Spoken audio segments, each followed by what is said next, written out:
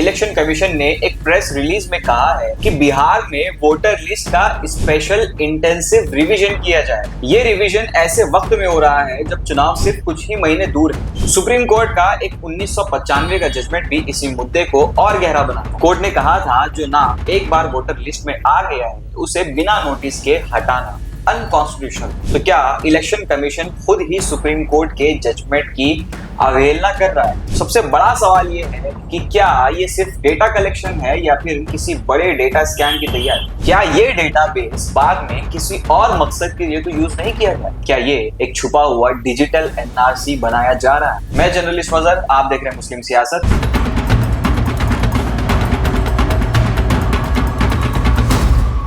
बिहार में इस साल विधानसभा के चुनाव होने वाले हैं, लेकिन उससे पहले एक ऐसा फैसला आया है जिसने देश भर में हलचल मचा दी। इलेक्शन कमीशन ने एक प्रेस रिलीज में कहा है कि बिहार में वोटर लिस्ट का स्पेशल इंटेंसिव रिवीजन किया जाएगा। ये रिवीजन ऐसे वक्त में हो रहा है जब चुनाव सिर्फ कुछ ही महीने दूर है और सबसे बड़ी बात, इस बार वोटर लिस्ट के लिए घर घर जाकर लोगों से नागरिकता के डॉक्यूमेंट्स मांगे जा रहे हैं। सवाल ये उठ रहा है, क्या ये वोटर लिस्ट की सफाई है या फिर एक छुपी हुई एनआरसी?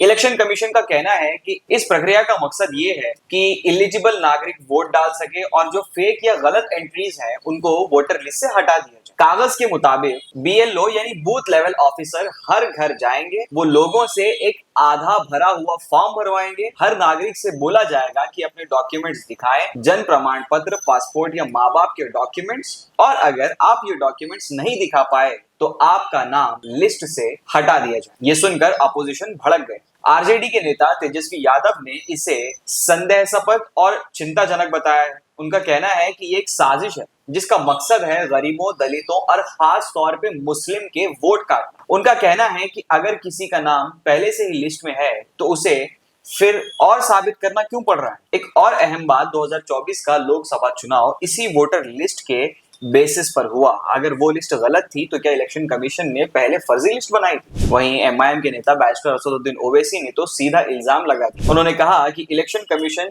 चुपके से एनआरसी लागू कर रहा है। ओवैसी ने लिखा कि अब वोटर लिस्ट में नाम रखने के लिए हर नागरिक को ये साबित करना पड़ेगा कि वो कब और कहां पैदा हुआ और उसके माँ बाप कब और कहां पैदा हुए। ओवैसी का कहना है कि भारत में केवल 75% बर्थ ही रजिस्टर होती है और जो लोग फ्लड प्रॉन एरियाज जैसे सीमांचल में रहते हैं उनके पास डॉक्यूमेंट्स होना लगभग नामुमकिन।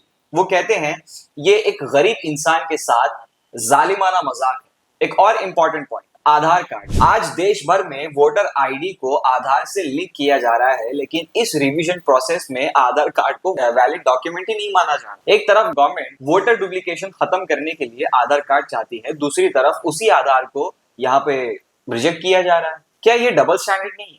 और सबसे बड़ा प्रैक्टिकल सवाल, टाइम और सीजन। 2003 में जब ऐसा स्पेशल रिवीजन हुआ था तब इसमें 2 साल लगे और अब इलेक्शन कमीशन ये काम 1 महीने में करना चाहता है, वो भी मॉनसून में, बरसात के दौरान। ग्रामीण इलाकों में जहां कनेक्टिविटी काफी कम है, जहां लोग शायद नाम तक लिखना नहीं जानते, वहां आप एक्सपेक्ट कर रहे हैं कि वो लोग प्रॉपर डॉक्यूमेंट के साथ फॉर्म भरें, सिग्नेचर करें और आपके थ्रू अपलोड हो। सुप्रीम कोर्ट का एक 1995 का जजमेंट भी इसी मुद्दे को और गहरा बनाता। कोर्ट ने कहा था जो नाम एक बार वोटर लिस्ट में आ गया है उसे बिना नोटिस के हटाना अनकॉन्स्टिट्यूशनल। तो क्या इलेक्शन कमीशन खुद ही सुप्रीम कोर्ट के जजमेंट की अवहेलना कर रहा है? सबसे बड़ा सवाल ये है कि क्या ये सिर्फ डेटा कलेक्शन है या फिर किसी बड़े डेटा स्कैम की तैयारी? सोचिए, घर घर जाके लोगों के पर्सनल डॉक्यूमेंट्स कलेक्ट किए जा रहे हैं, उनके फोन नंबर्स, उनके परिवार का डेटा, सब कुछ। क्या ये डेटाबेस बाद में किसी और मकसद के लिए तो यूज नहीं किया जाए? क्या ये एक छुपा हुआ डिजिटल एनआरसी बनाया जा रहा है? आज के इस युग में जब फेक न्यूज और वोटर मैनिपुलेशन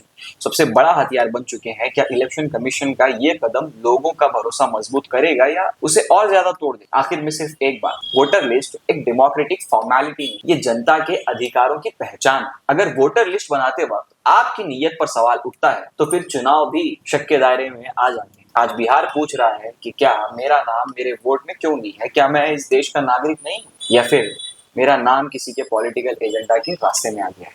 यही है असली सवाल। मैं जर्नलिस्ट मजहर, आप देख रहे हैं मुस्लिम सियासत। इस मुद्दे पे अपनी राय नीचे कमेंट सेक्शन में रखना ना भूलें और ऐसी खबरों के लिए बने रहिए मुस्लिम सियासत के साथ।